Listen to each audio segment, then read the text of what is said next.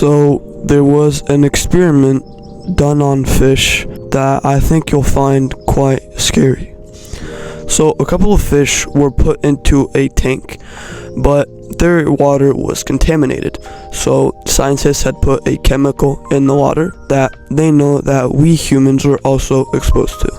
The fish sat in the water for about a week, and then they were pulled out, put into clean water, and just made to go live their lives. And what they found was pretty fucking terrifying. They found that after a couple of generations, the fish were gone. So the fish who were exposed to the contaminated water had babies, and then those had babies, and then those babies were infertile, as in they could no longer have babies, simply because 3 generations ago, their great-granddad fish was exposed to a chemically intoxicated water for just a week.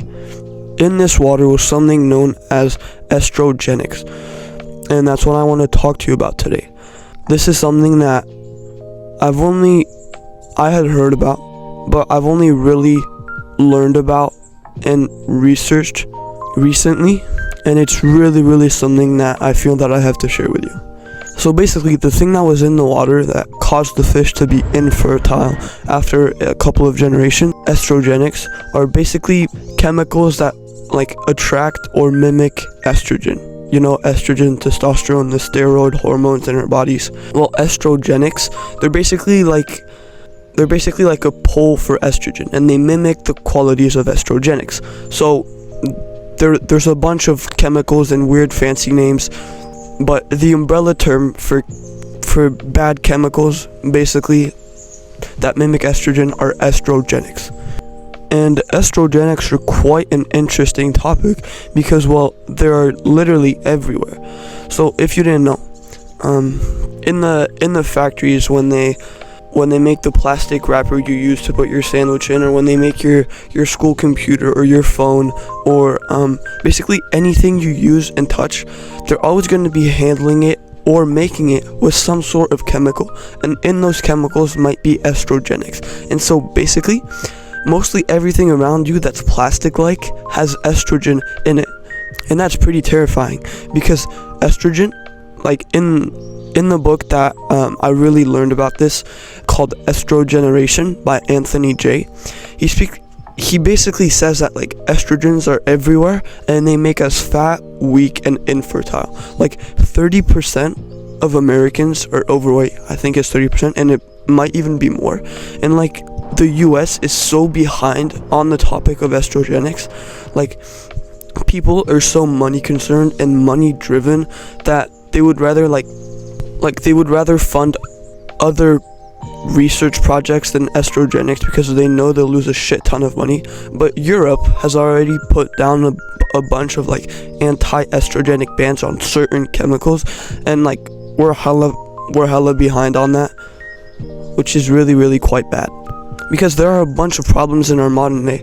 But adding infertility on top of it, having to be scared that the human race might not even have enough men to repopulate, is a really scary thing, and estrogenics might be the main source of that infertility. So Anthony J., the doctor that wrote the book Estrogenics, isn't entirely sure that the decline in testosterone and rise of estrogenics are correlated, but they seem to be, because testosterone has been dropping 1% every single year since we've been able to test men's testosterone, which was about 1940s-ish.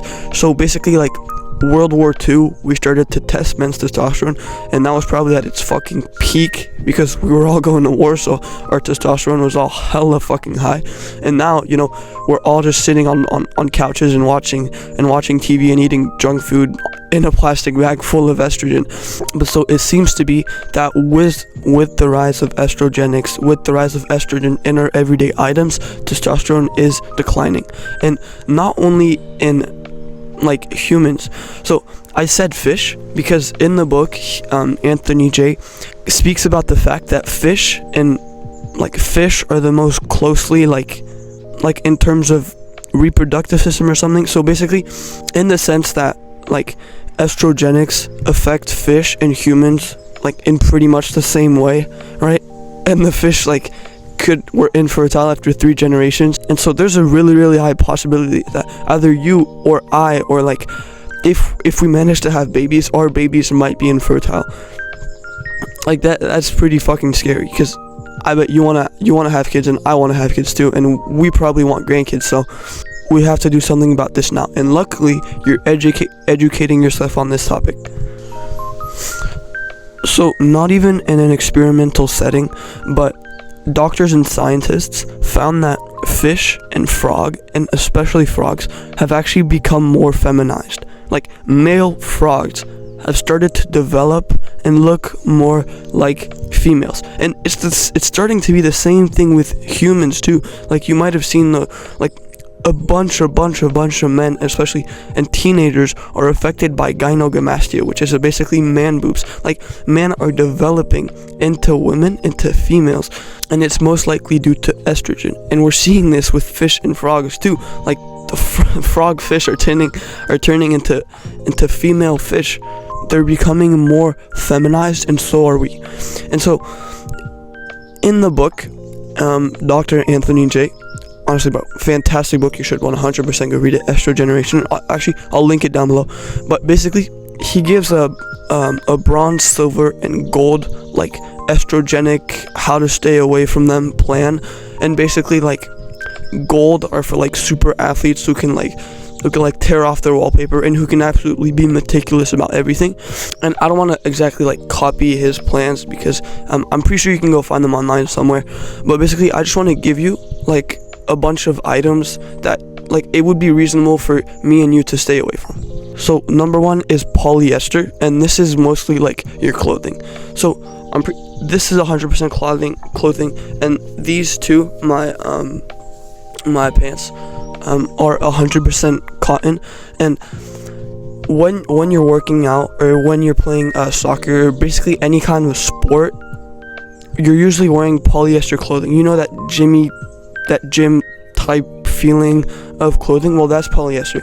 And wearing polyester is bad because it's estrogenic, meaning that, but it's especially bad because when you're playing sports or working out, you're usually sweating, and that means that like the literal estrogen is seeping into your body. So basically, try to avoid polyester as much as possible, mostly polyester clothing, and try to wear 100% cotton clothing. So, and this really like isn't that hard, or like you don't have to be rich to get 100% cotton clothing, but 100% cotton clothing is the most natural, and it does not have estrogenics in it. And I recommend like Goodfellow, or basically if you're trying to find like anti-estrogenics items, I'm pretty sure Hamza has a website with like a bunch of items that he uses, but you can also find like pro or anti-climate change, like anti-plastic people who want to save the environment, and while doing that they're also like helping us find what we want to boost our testosterone and like other stuff and help the environment. So if you can find like pro-earth websites with anti-plastic stuff, I'm pretty sure they'll have a bunch of like anti-plastic and anti-estrogenic items in them. So the second one is lavender. Like, I did not know about this, but basically try to stay away from lavender. And lavender is especially found in like a bunch of skincare products, and so I found that in Tiege Hanley, not like trying to like put them down or anything, but I saw that there was lavender in it, so I just simply switched to like Dr. Squatch, which are like I also have their soap. I have their soap and skincare, and honestly they're like really nice. So I recommend you definitely like check out a skincare routine and try to like a lot of hygiene products are gonna have estrogenics in them, but so I recommend Dr. Squatch, which they're not like meant for anti-soap, but they're usually all natural ingredients. So when it comes down to like skincare and hygiene, and also perfume, stay away from perfumes, but basically try to look to Dr. Squatch. And the last 2 items I want you to stay away from are weed. So I don't know if you smoke weed. I've never touched weed. Don't want to smoke weed, but basically stay away from weed, because weed is estrogenic, but especially the fumes, and fumes are really bad. Like, I was putting lavender essential oils, which is like the fume thing in my room before sleeping. Like, and fumes are really, really bad because you inhale them and they go straight into your lungs. So you're basically putting estrogen into your body by like putting lavender essential oils fumes in your room, like I was doing, and I didn't even know. But so stay away from weed.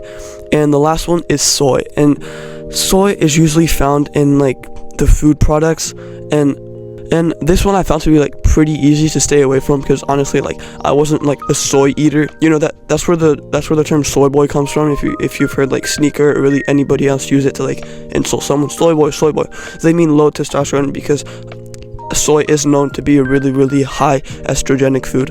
But basically stay away from soy. Like, don't buy like soy fed cows, because a bunch of farmers feed soybeans to their cows because it's really cheap and like high in estrogen, which they want, so the cows can like make more milk or whatever. But basically stay away from soy, right? Like soybeans, don't eat them. Those are really, really high in estrogen. Like anything with soy, just stay away from. Alright, I hope this helped you, and I cannot wait to see the progress that you make. Cheers, bro.